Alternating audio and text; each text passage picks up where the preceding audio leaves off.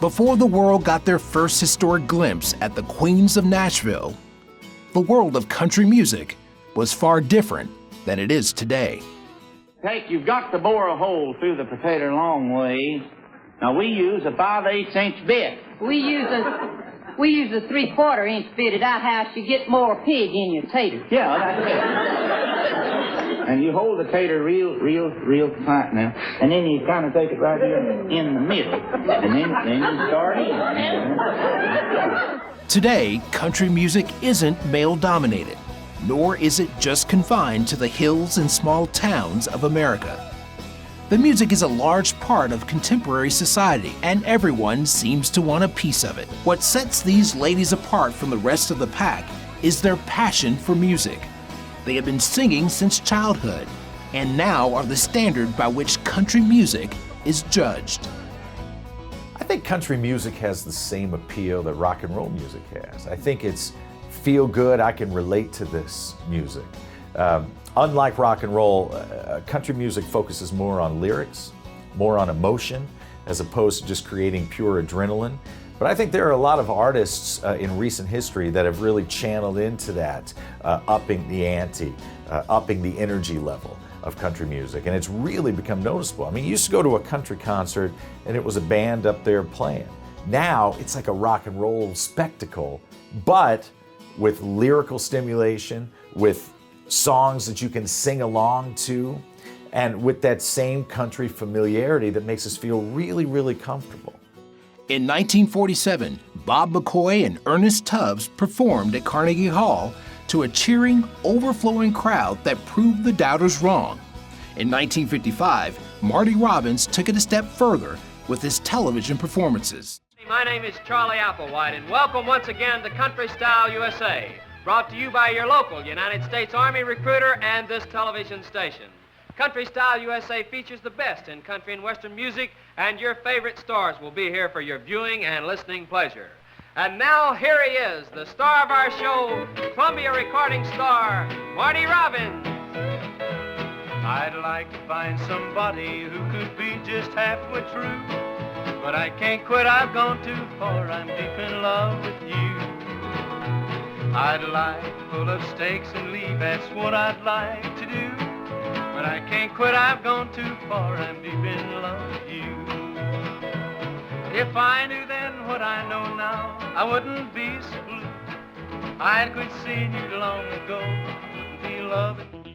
In the 21st century, Faith, Reba, Miranda, Carey, and Taylor are selling out stadiums worldwide to cheering fans because they are indeed the Queens of Nashville. Is like being on a stage with the best role models I could ask for, just in terms of dignity and grace and longevity in their careers. And these people have written songs about their life, honestly and from an authentic place. And I think that's the definition of country music.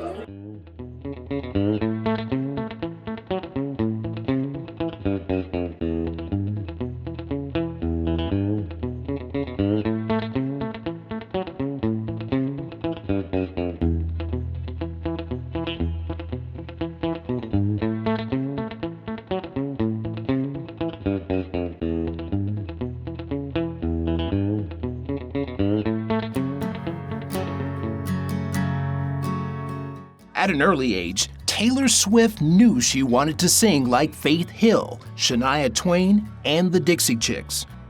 Just this beautiful, shining, glittery thing to me. I'm so excited about the opportunity to possibly walk away with a Grammy. You know, I don't know what that feels like. I've never gotten up there and accepted a Grammy before, and I don't know, someday I'd really like to know what that feels like. It didn't take long for the driven young lady to make her way to Nashville, where she went on to win 7 Grammy Awards, 11 American Music Awards, 7 Country Association Awards, 6 Academy of Country Music Awards, and 4 Billboard Music Awards. As a songwriter, the Nashville Songwriters Association and the Songwriters Hall of Fame have honored her. Already 18 and absolutely loving this. This is the best senior year I could have imagined. And, you know, having a blast with it. Well, for this award, I guess I saw my name on the ballot, but didn't really think that I had a chance at winning. And I was like, yes, it's good to be a nominee, but I honestly didn't think that I was going to win this award. And I can't believe that I did. I can't believe that the fans did that for me. Everybody on MySpace, they're the reason why I am holding this award right now. Taylor Swift, America's sweetheart, was born December 13th, 1989, in Reading, Pennsylvania. At 9 years old, Taylor and her family moved to Wyomissing, Pennsylvania. There, she spent her summer vacations at her parents' beachfront home in Stone Harbor, New Jersey. I'd say they made a pretty big sacrifice. When she was 14, her father up and moved the whole family to Hendersonville, Tennessee. Fortunate for him, he was able to transfer to the Merrill Lynch office in Nashville.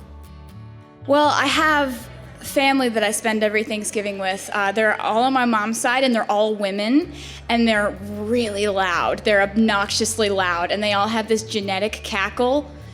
And they stand in the kitchen, and it's the loudest sound. It like breaks noise barriers, and it's like out of a movie. I mean, my cousins have like 49 cats and dogs, and it's really fun to go there and have somewhere I know I'm going to be every Thanksgiving. At the same time, Swift became interested in singing and often went to New York for vocal lessons. Before long, she had become consumed with country music. To hone her skills, she used all of her free time to perform at all kinds of events, from Boy Scout meetings and sporting events to local festivals and coffee houses. At the beginning of the year, I'm going to the UK again and doing a tour there. I'm going to Australia, and I'm going to Japan, so I'm really excited about that. And then when I get back, I'm starting my headlining tour in May, and I can't wait. After watching Faith Hill on Behind the Music, the young artist knew she was destined for Nashville. She just had to figure out a way to be different so she would stand out from the noisy Nashville music crowd. Taylor knew her strength would be writing her own songs.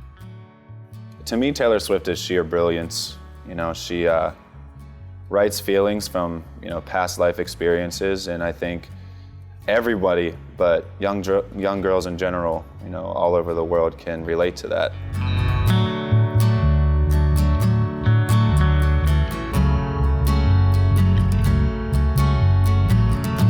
Yeah, I think Taylor's just wise beyond her years. She knew exactly what she wanted, and she had a clear vision of what teenagers wanted to hear musically. She also was super dedicated in trying to capture her own teenage years through her music. Songwriting for me is how I process how I feel. Sometimes I don't even know how I feel until I write it in a song. And I feel very lucky to have been able to write all the songs that I've ever recorded. And especially with this new album, writing them all, without any co-writers. I am very excited for people to hear it. One time I gave her an award on one of the shows, and she was one of the two of my children. I got 8, but 2 of them are real Taylor Swift fans, and they're just so excited that I'll be up here working with her. But she's very nice. I think for me, I just live on the hope that if I keep on writing about my life, and my life is constantly changing, my music will also be changing as well. At 15, Taylor left RCA Records. She was ready to start recording her album, but her parents wanted her to wait a few years to split from her record label and manager. Before Swift, the record industry had no idea that there was a huge audience of young girls who loved country music. Country music that talked about teenage problems and life in general, and it's a success. In 2005, at an industry showcase at Nashville's Bluebird Cafe, Swift caught the attention of Scott Borchetta of Big Machine Records, who signed her to a record deal. Swift immediately got work. She wrote 3 of the album's songs, including 2 singles, and co-wrote the other 8 with various artists.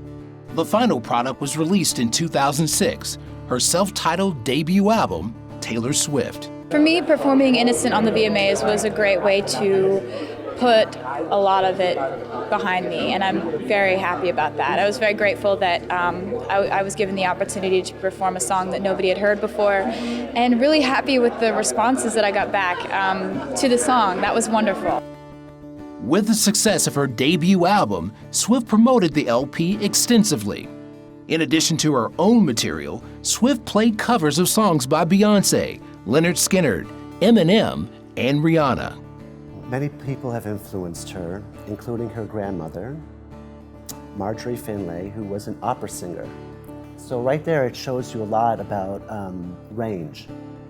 You know, people think they're just keyed into one thing, but sometimes it's opera or choir or classical, or it could be a million things, genres that fit into the genre that we know them as.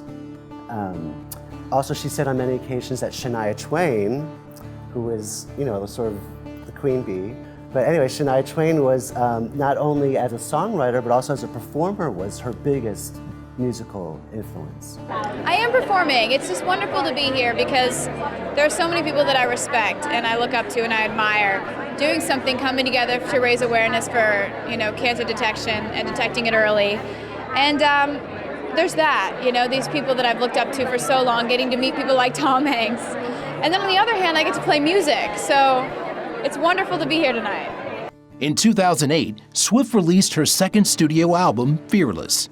It debuted at #1 on the Billboard 200, selling more than 8.6 million copies worldwide.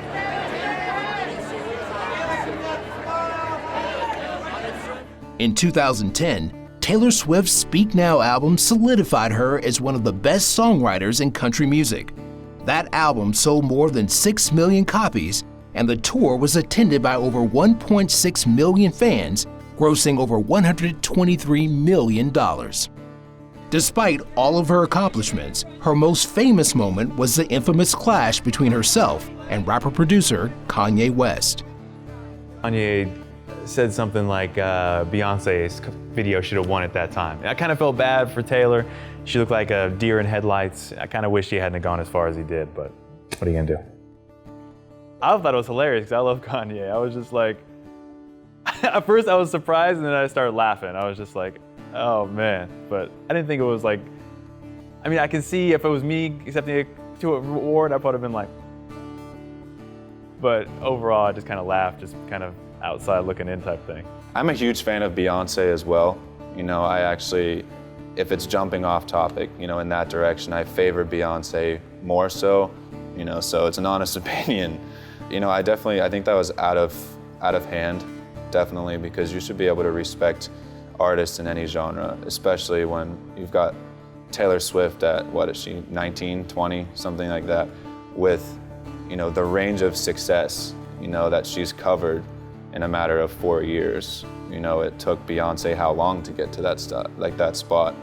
You know, platinum records, millions and millions of copies of every single that she's released. And I think that was definitely just stepping out of hand. And, you know, part of me thinks that, you know, Kanye's side of that was a little bit of jealousy, you know, but either way, it was overstepping a huge line. At 23, Swift already has a lifetime of achievements. Although she's known for her narrative songs about her personal experiences, she has also proven to be a great actress as well. Now that she's worth over $165 million, what's next for Taylor? Looks like the sky is the limit. You know, see your hero and get inspiration from all your heroes, but try to be something completely different from your heroes. You know, for me, I think that, you know, writing my own songs was a way to you know, create what I wanted to create and music about my life, and that way it kind of became just a diary put to music every time I put out a new record. And I guess I would say learn an instrument, because it just makes everything easier. Like if you're gonna go play out, like it helps if you've got your own guitar and you can go accompany yourself.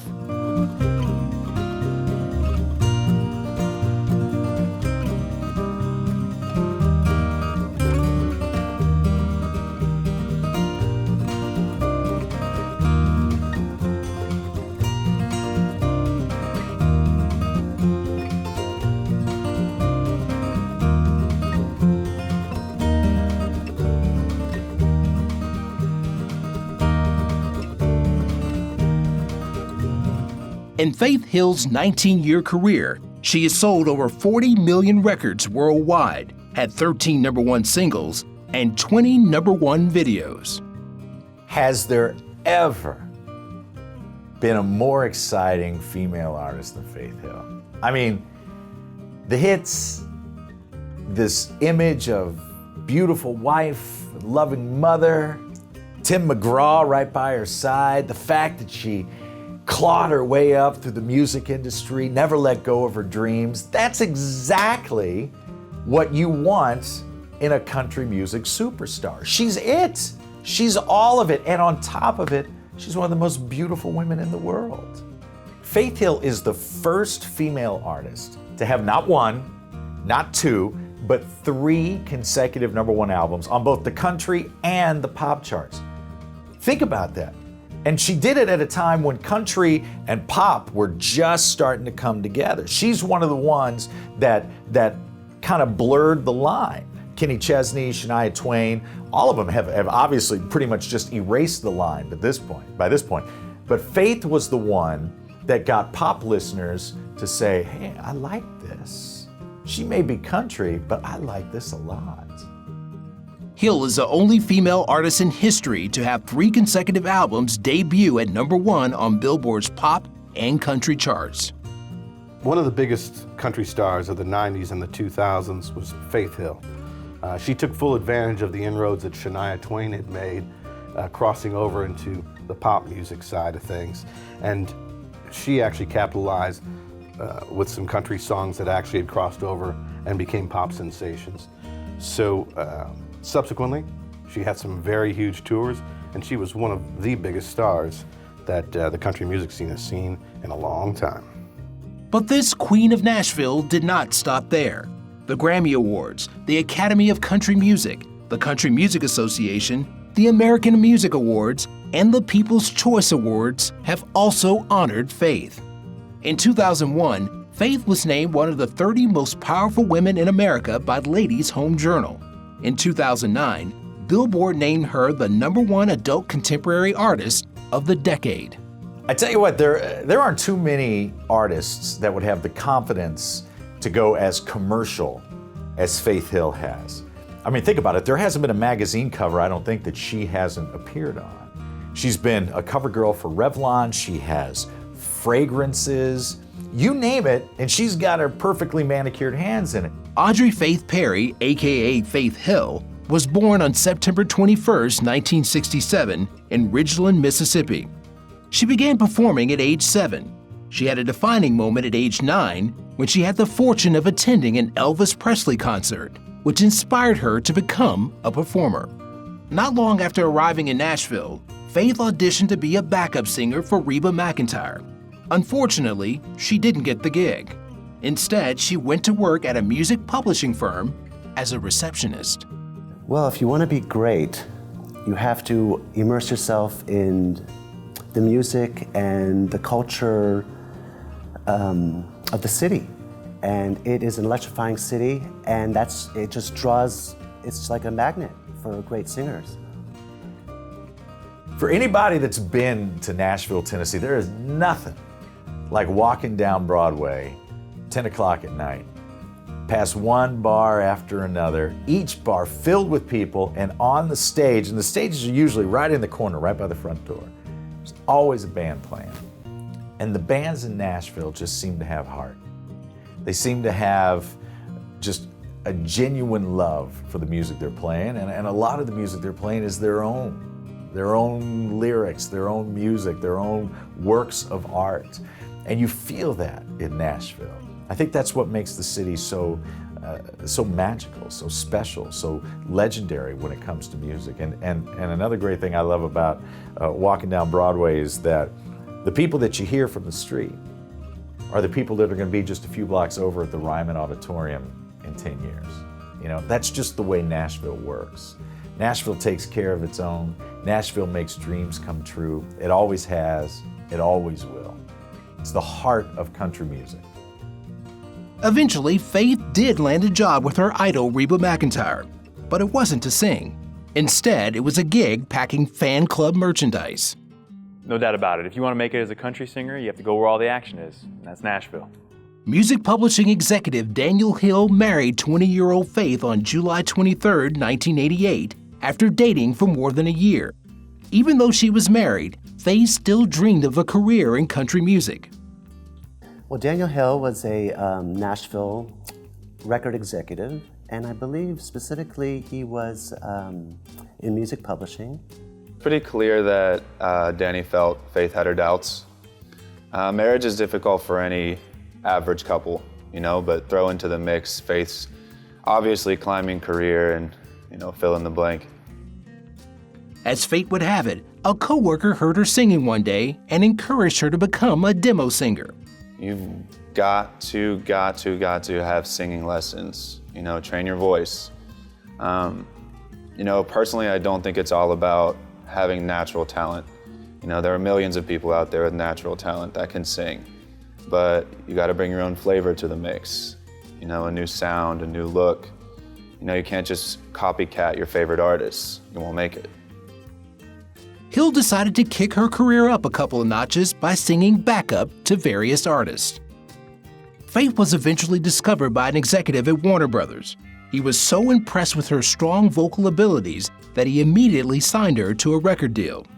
The good news was bittersweet. Just shortly after the greatest achievement in her career, Faith's personal life took a hit as she filed for divorce in 1994. I got to give her ex-husband credit. He says he's not bitter and he's really proud of her success. Faith rebounded from her divorce and her music career began to soar. Her first 2 albums each sold over 3 million copies. In 1996, Faith began touring with fellow country singer Tim McGraw. Although Faith was engaged to Scott Hendricks at the time, McGraw and Hill had an immediate attraction to one another and began a steamy love affair. I think the phrase is there for a reason, opposites attract. Tim's more of the guy, roll out of bed, throw on a t-shirt and jeans and goes about his day in front of thousands and thousands of people. And, Faith is over here. She's a little more outgoing, more of the flashy fireside, so I think that's one of the many reasons, they keep their marriage healthy and get along so well. Tim McGraw and Faith Hill married on October 6, 1996. Soon after, they started a family and had 3 children. Despite their busy lives, both insist on spending quality time together as a family. Faith Hill and Tim McGraw have been together since 1996, and they've had to make it work. It's difficult to do that within the music industry. There's many stories of showbiz couples that have gone in separate directions, but they've made it work. And one way they've done it, or at least they've admitted to doing this, is going on date nights to sort of remove themselves from all the glitz and glamour and sometimes the troubles of being under the scrutiny of the showbiz lights. And even Tim McGraw years ago quit drinking so he could focus on the family. And those things, among others, allowed their relationship to get closer and has allowed them to be a formidable duo. They're a strong team and they're 2 of the biggest country acts the world's ever seen. You have 4 girls in the house, I know, that's so you a have lot. a tough job. No, it's always Valentine's Day with you, baby. Oh, come on.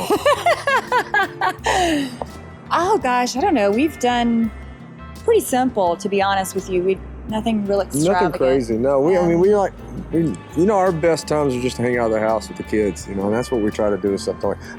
Every now and then we'll go on our date, but our date nights are usually during the afternoon. 12 o'clock in the afternoon, having lunch on a Tuesday and going to a movie. Yeah. One of the best rules they have, in my opinion, is that they have a rule where they are adamant about not being apart from each other for more than 3 days at a time.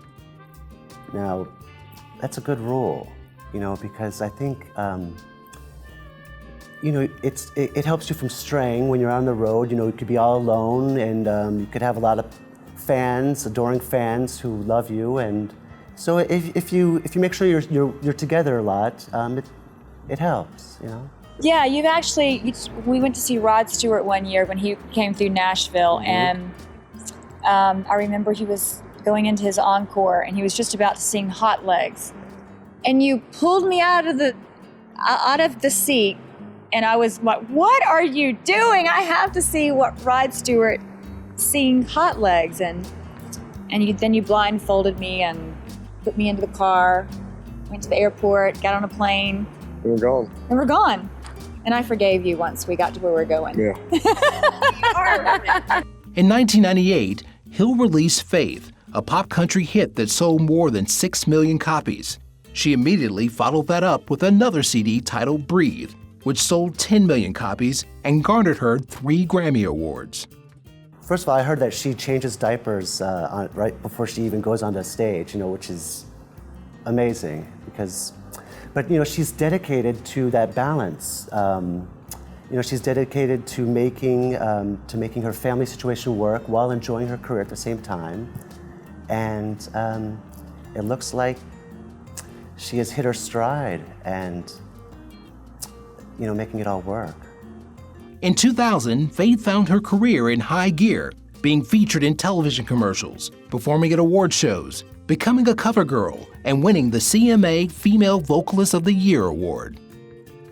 Collectively, they've sold 70 million albums, won 8 Grammy Awards, 14 Country Music Awards, 14 American Music Awards, 7 People's Choice Awards, and 26 Academy of Country Music Awards.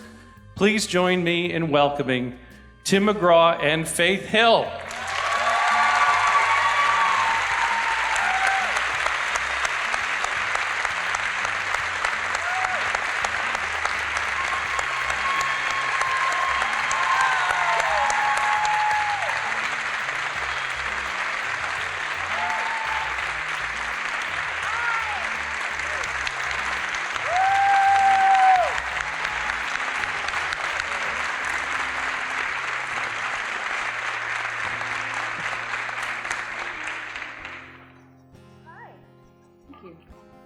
Thank you so much, John. That was quite an introduction. Thank you.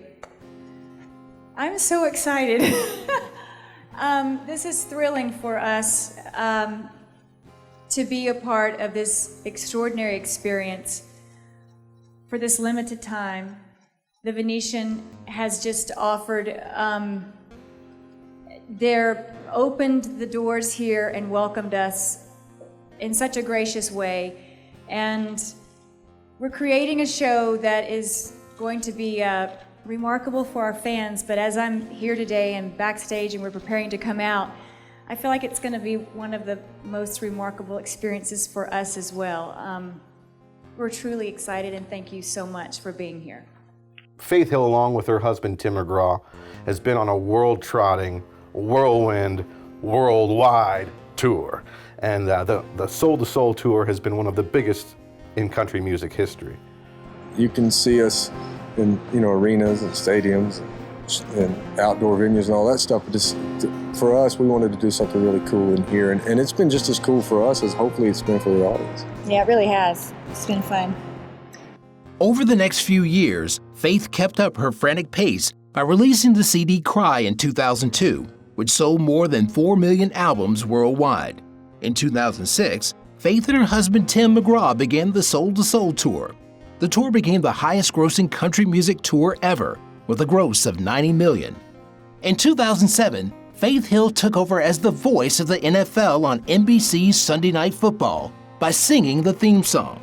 On February 1st, 2009, Hill performed America the Beautiful at the Super Bowl 43 pregame show.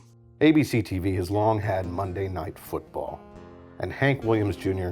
famously sang a intro song for Monday Night Football. But when NBC Television took on Sunday Night Football, they wanted to come with somebody just as formidable and just as recognizable as Hank Williams Jr., and they did with Faith Hill.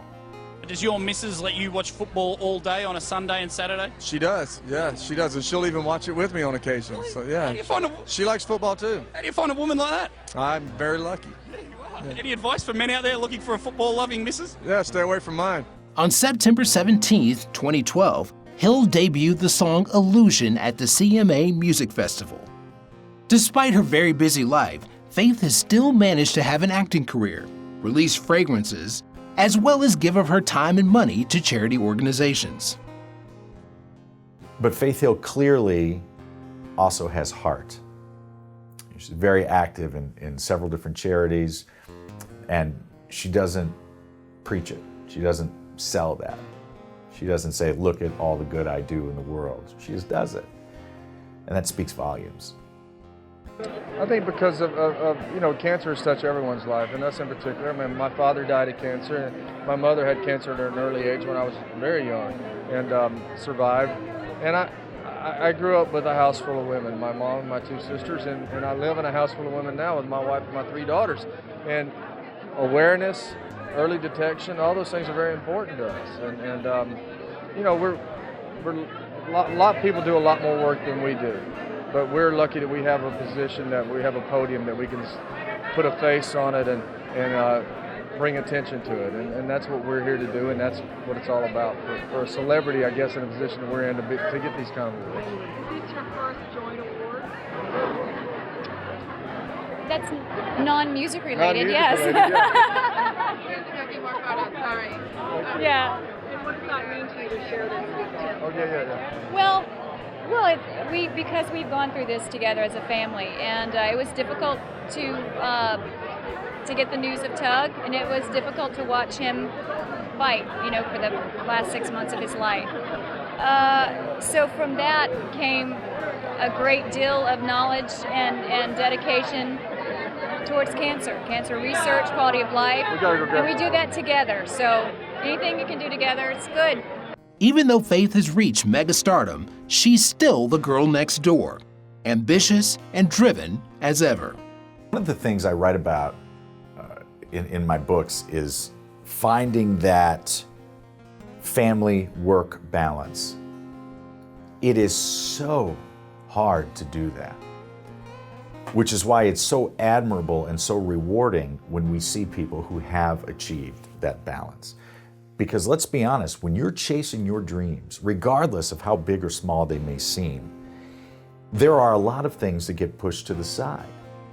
And to make sure that your family is not one of those things that gets pushed to the side is a real accomplishment and a real medal of honor for people that can do that. Faith has managed to achieve incredible success doing what she always wanted to do, but even more importantly, achieve success as a mother and a wife.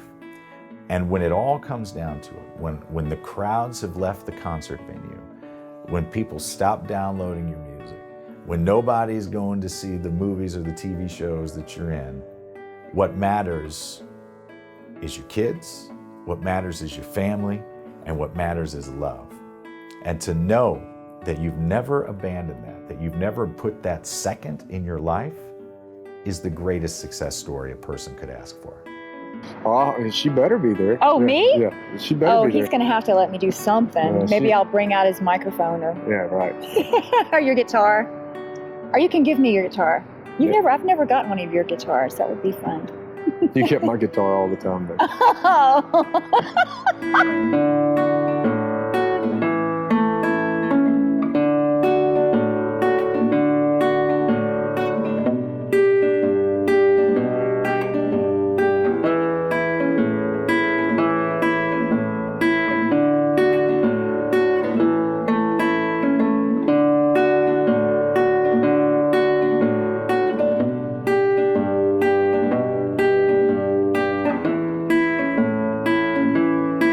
Reba Neal McEntire was born on March 28, 1955 in Kiowa, Oklahoma, to the parents of Jacqueline and Clark McEntire. Reba began her career while still a teenager singing in her high school band and on local radio. She was heavily influenced by the country music of Bob Willis, Merle Haggard, Dolly Parton, Barbara Mandrell, and Patsy Cline. The quintessential success story in country music is Reba McEntire.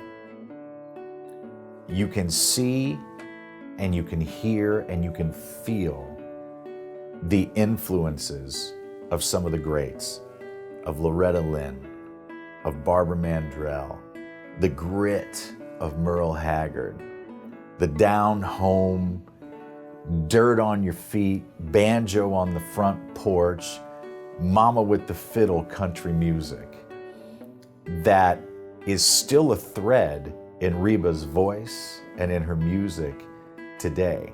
She is classic country. And I think a lot of people forget that. I think a lot of people forget that Reba's been around since the 70s. I mean, we can't even begin to count on all of our toes and fingers the number of hits she's had, the years she's been with us. Same could be said for people like George Strait. You know, I had this conversation the other day about, they're like, well, George Strait put out a double CD, 50 #1 hits. That was 10 years ago that came out. There have been more. Same with Reba. Everything she does goes right to the top because people love the classics. I've seen Reba McEntire on the red carpet, and she is absolutely classy. One of those women, when you walk up and you look at you, and it's like, oh man, I wish she was my mother. She's just brilliant in so many ways. She has a wonderful voice, but on the red carpet, she keeps it simple. And she makes it like you're her neighbor. So she's like, hi y'all, what's up, hi. And that friendliness is really what makes it special. McEntire knew the music business inside and out. While with Mercury Records, she released 6 albums before signing with MCA. Reba McEntire was the most successful country singer in the 80s and 90s. So she expanded on that popularity and went to different avenues. She had her own television sitcom, and she proved that through that diversification, I mean, she's really gone past what is the country music world. She's the biggest crossover country star since Dolly Parton. All of the acts that are out there today, these extremely talented young women who have obviously been very successful in music, obviously know how to tour, know how to put on a show, all of them look up to Reba McEntire because Reba has done it all. And more importantly, she's done it all well. And I think that that is a quality that any young person should look up to. I'm a big believer in modeling and finding someone who is doing what you want to do and doing it very well. Reba McEntire defines that. This time, Reba decided to take creative control and do things her way. No more country pop. She was going to sing hardcore country. Well, Reba McEntire is hip, funny, cool. Anyone who's watched her show is just, she's just adorable. And she already was just a huge country singer, and she had nothing to prove. She decided, why not? And she's just a talent, and it's obvious. A lot of that style, some of the phrasings, the cadence in some of those country songs, and was able to sort of springboard her career from that. A lot of country songs tell a story, and there's a first verse that sort of sets up what the initial story is, and a second verse that takes it one step further, and the third verse is the big overall picture of what the song's all about. And it's sort of like the structure of a good story and the structure of a good country song. And Reba was more than familiar with that. Although Reba had been married before to Charlie Battles and divorced in 1987, she decided to give love another chance by tying the knot with Norval Blackstock on June 3, 1989. On February 23, 1990, Reba gave birth to their son, Shelby McEntire Blackstock. After 24 years of marriage and still going strong, Reba said the secret to their wedded bliss was having respect, faith, love, trust, and lots of patience. Reba McEntire's fan base consists of the most loyal and devoted people I've ever seen in person. In 2005, I was performing in Shreveport, Louisiana. Reba was giving a concert that night, an outdoor concert, and they asked me to introduce Reba on stage. I walked on stage, and there were people lined up against the railing for her show that had been there. Now keep in mind, it's 9 o'clock at night. These people had been there since 9 o'clock that morning just to be close to Reba. Now you say that's common. Every concert has fans that have been there all day. These were the people that were up front. The wave of devoted fans who had waited 12 hours to see her went back almost as far as the eye could see. Over 7,000 people lined up in a parking lot in the middle of summer in Shreveport, Louisiana, just to be close to Reba. That says a lot. Reba was living a charmed life, until tragedy struck on March 16, 1991. Reba just got finished performing at IBM for a bunch of executives just outside of San Diego. Very next day, members of her band and the pilot all died in a plane crash. Reba dedicated her 16th album, For My Broken Heart, to her tour manager and her 7 band members that passed away. It just must have been a real tough time for her. Reba McEntire's traveling band, her touring band, perished in a plane crash. And it greatly affected Reba after that. She subsequently took a little break, did write significantly during that time, or at least soon thereafter, and released an album that very much delved into those personal relationships that she'd had. The connection between an artist and their touring band is usually very close. They're on the road a great deal. They spend a lot of time together. They forge very strong relationships, and Reba was very close with a lot of good friends that had passed away in that plane crash. With her music career soaring, McEntire became interested in acting. She co-hosted on Good Morning America, and in 1990, she landed her first film role playing Heather Gummer in the horror comedy Tremors, starring Kevin Bacon. Because the acting side of her career, by any definition in show business, is beyond successful. She had a sitcom from 2001 to 2007, a 6-year run for a sitcom. That puts her right up there with some of the greats, right? And for many people, that's the only Reba they know, the Reba from the Reba sitcom. But let's go back to the very beginning. You want to play a little 6 Degrees here. Her first major acting role was in a movie called Tremors alongside Kevin Bacon. And if you're going to start off with somebody, might as well start off with one of the best. So her career was destined to be great from the very beginning. In 1996, director James Cameron cast Reba as Molly Brown in his epic film Titanic. But when production extended beyond its original length, Reba had to turn down the part. The role was recast with Kathy Bates. Reba McEntire's acting prowess was so highly regarded, she was actually cast in the movie Titanic to portray the unsinkable Molly Brown.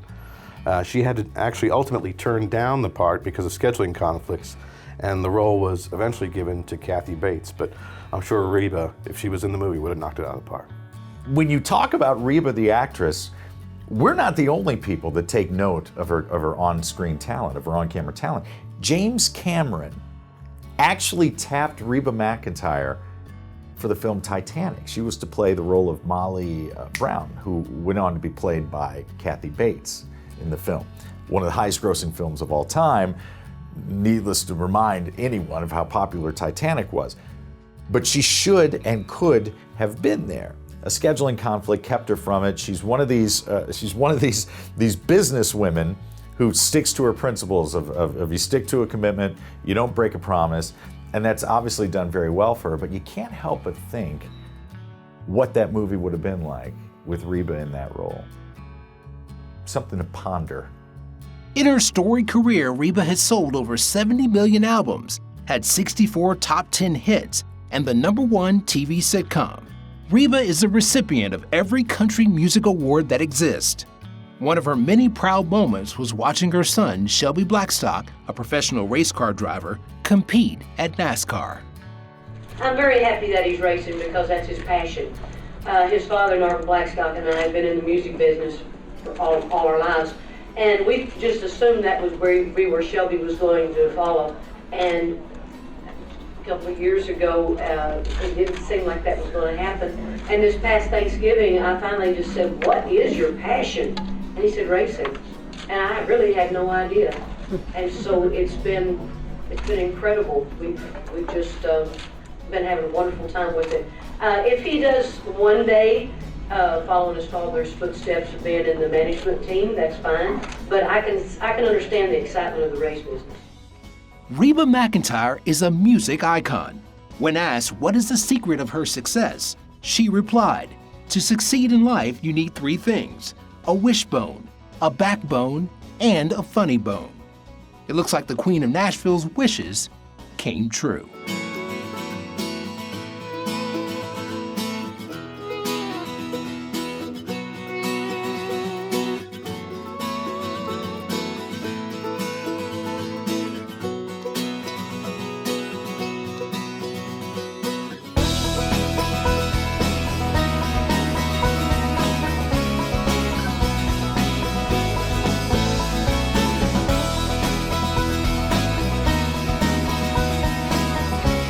In country music, partying is normally associated with male artists and their rowdy friends, but Miranda Lambert is changing all of that.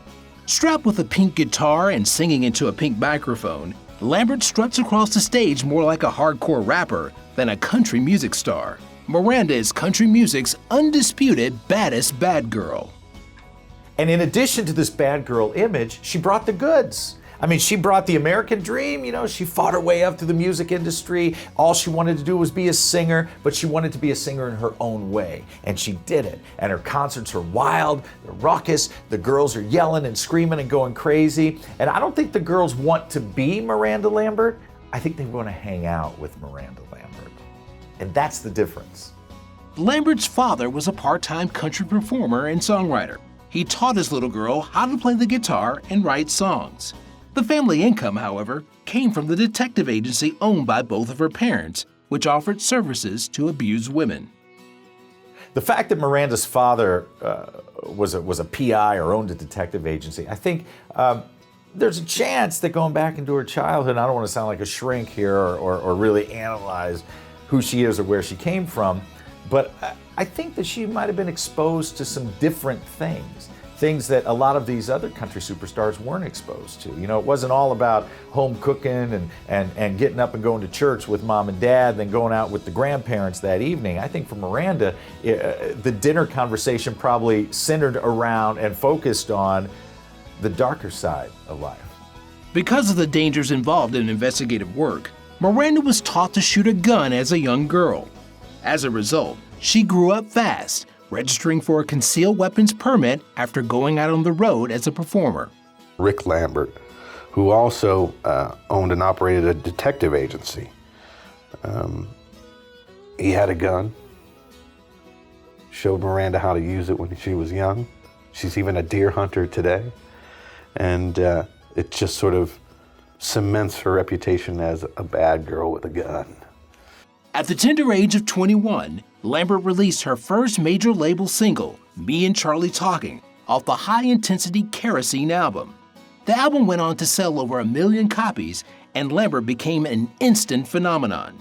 When asked about her hard-hitting persona, Miranda replied, "I don't write about angels, Jesus, happy days, or kids. I grew up drinking, cheating, and love gone bad."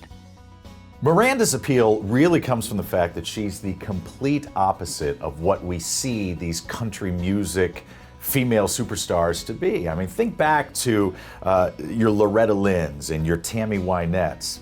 These were women that were the quintessential girl next door, the perfect wife, the perfect mother. That's what they knew, that's what they lived, that's what they sang about. Well, you fast forward to modern times and you have the modern version of those. You have Faith Hill and you have all of these women who are just the picture perfect image that we all want our daughters to grow up to be. All of a sudden, here comes Miranda Lambert. Beautiful, cute, bubbly, talented, but she's a bad girl. And she's proud of being a bad girl, and it really made everybody sit up and take notice and go, hey, wait a minute, this is something really different. Her next album, Crazy Ex-Girlfriend, was released on May 9th, 2007. Lambert wrote or co-wrote 10 of the album's 11 tracks.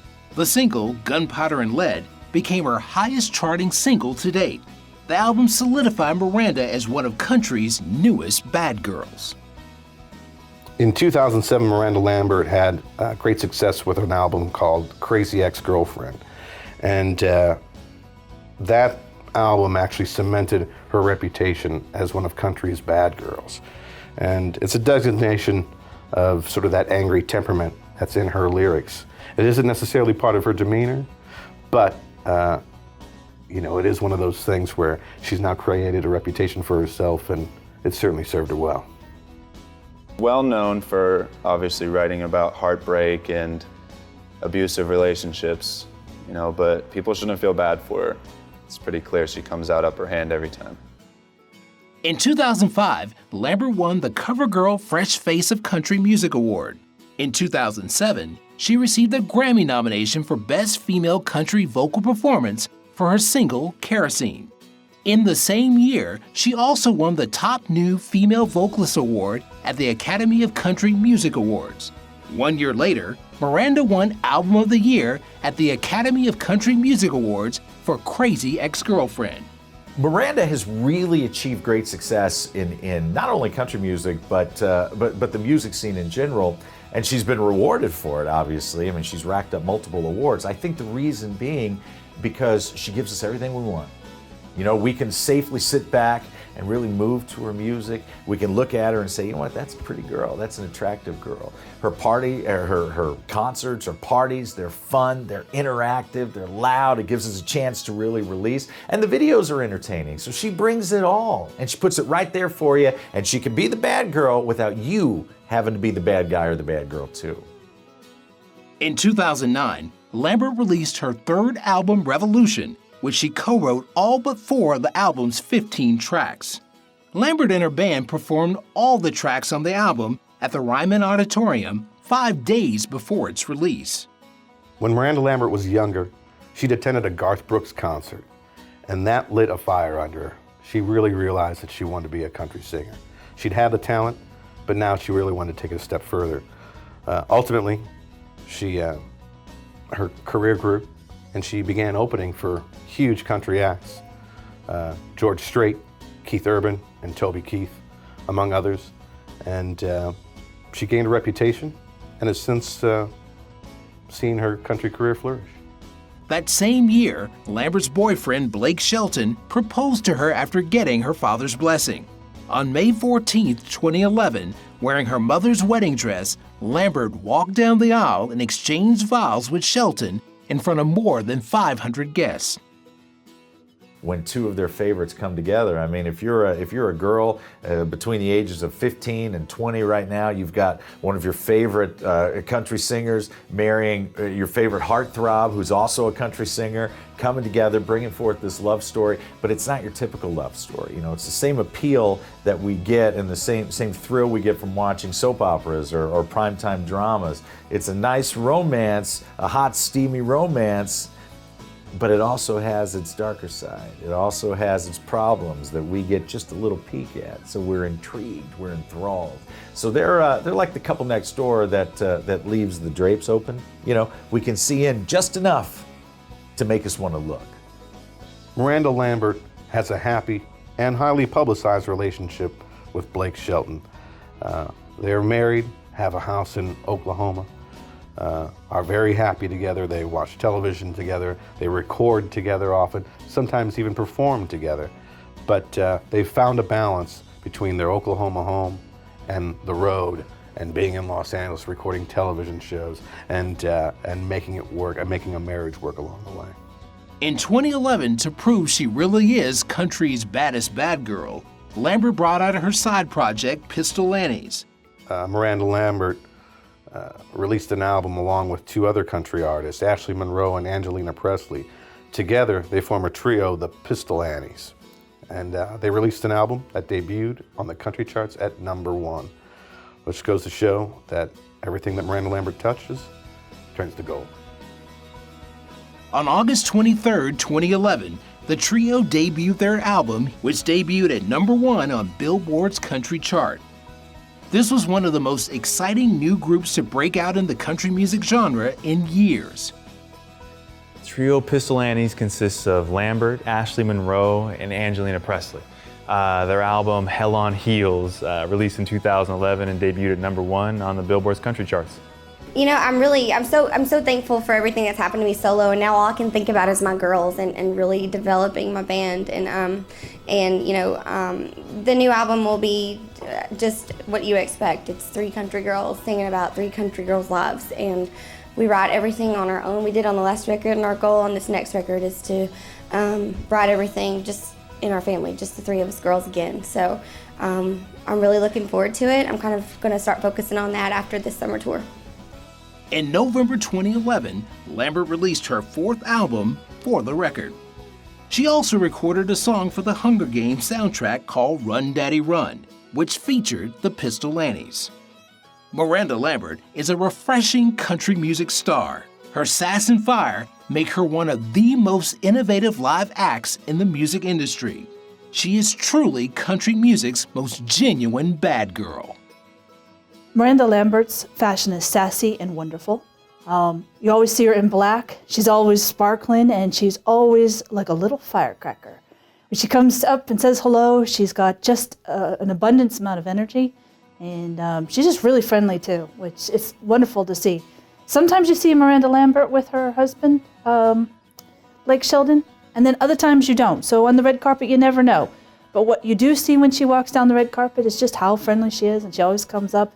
Again, she's your neighbor. She's chatting with you like you've known her forever. And it's a really great experience when you get a chance to meet her on the red carpet. I think there's a bit of throwback to Miranda. I think she takes the best of the throwback era and mixes it with the best of today. I think that's a big part of her appeal. You know, when you go see Miranda Lambert, you're not thinking, hey, this is classic country. You're thinking, this is contemporary country. We really, are really normal people in our everyday life. We go home to a farm in a little bitty town in Oklahoma, and all of this goes away. And so I could just tell he felt the way that I did tonight, looking in his eyes going, holy crap, what are we doing up here? You know, we're really thankful, we're humbled, we're excited to celebrate it together, but I think he feels the same way I do. You know, it's like, thank you so much for letting us win female and male, but we are totally happy, and we look at our awards every day, don't get me wrong. We have them all combined in one shelf, which I guess now we gotta get a bigger shelf.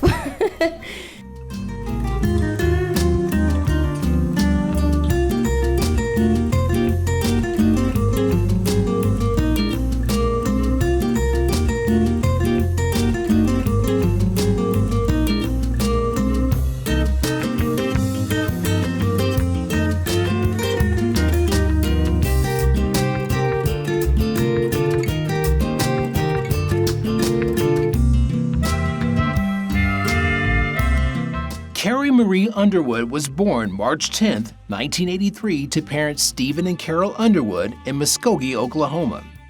Carrie was raised in the small rural town of Chakotah, which inspired the song I Ain't in Chakotah Anymore. It includes references to the local high school team Wildcats, Highway 69 and 40, and the Okra-Fest. What can I say? I mean, the woman is gorgeous and smart. She won American Idol in the 4th season and, you know, went on to mega success. She's clearly, you know, one of the biggest country singers of all time. She's huge. Ironically, after high school, Underwood decided to go to college instead of pursuing a singing career. She worked as a page for Oklahoma State Representative Bobby Frame, competed in beauty pageants, and in 2004 was named Miss NSU runner-up. To make it big in country music, you not only have to have the chops, but you have to have some smarts. And Carrie Underwood has that. She graduated from Northeastern University. She was a former page for a state representative in the state of Oklahoma. And she was thrown into the deep end after having won American Idol, but she came out of it a stronger person. And she has some savvy, you can tell. She's parlayed that experience and that success and made not only a huge career out of it, but now she is a huge brand and is going on worldwide tours. I expect to see big things, even bigger things from Carrie Underwood. In 2004, Underwood auditioned for American Idol singing Bonnie Raitt's I Can't Make You Love Me in front of judges Randy Jackson and Simon Cowell. Her audition included a chicken impersonation and the revelation of a third nipple. However, her a cappella rendition of a classic song impressed the panel enough to give the country girl a golden ticket to Hollywood. Underwood would go on to become the American Idol Season 4 winner. And when I was on the show, we made it to the finale, and we were getting ready for it and all that stuff. And somebody comes up to me to explain the pyro, and they're like, okay, whatever you do, and whoever wins, you have to like get to the front of the stage immediately. Tell the hair and makeup people not to put hairspray in her hair. And they totally did. And I told them, I was like, no, you can't put hairspray in my hair. I'm gonna blow up. It's not for the faint of heart, that's for sure. You gotta get out there. I mean, you gotta be seen, you gotta be willing to talk to everybody. You know, go to every audition, learn from your mistakes, move on. Carrie Underwood is the first country singer to win American Idol, the television show. When she hit, she was a huge sensation. Her career took off. Everybody wanted a piece of her, and she's handled things really, really well. You know, she was a recognizable face immediately, and she's sort of has that, you know, down home, sweet as apple pie persona, and the masses eat it up. And you know, she actually has a great deal of talent, and it comes across. And you know, those are the people that actually make it in this industry. It's not just having the wherewithal and having some talent. She is very much the whole package. America and television executives wanted to create superstars. The executives wanted to create an outlet and a competition show that America would sink its teeth into. They did it with American Idol. They're doing it with The Voice. They're doing it with So You Think You Can Dance. They're doing it with all of these shows. And the reason being is because they wanted to manufacture superstars. And they did it. Kelly Clarkson. But Carrie Underwood is the one that really stands out. She became a sensation because America had the opportunity to make her a sensation. How? By voting. And that makes us feel like we're a part of her success. Underwood's debut album, Some Hearts, was released in November 2005. It is equal parts soft rock and country. Her second album, Carnival Ride, was released in October 2007. Carrie Underwood, well, she's won 6 Grammys, 16 Billboard Music Awards, 7 All-American Music Awards, and 10 awards from the Academy of Country Music. I think it's pretty fair to say that her success train is moving right along, and she doesn't plan on getting off it anytime soon. It's really tough to compare people like Carrie Underwood to anyone else, especially when you're talking about artists who have jumped over that country music fence and joined us over here in the world of mainstream pop and top 40 music. But there's a lot about Carrie Underwood that we saw not too long ago in Faith Hill or in Shania Twain. You know, these women that young girls wanted to be. They created anthems for this new generation, and Carrie Underwood kind of took that torch and really ran with it. At the 2009 CMA Awards, Underwood was named Entertainer of the Year, making her the only country female artist in history to win this award twice.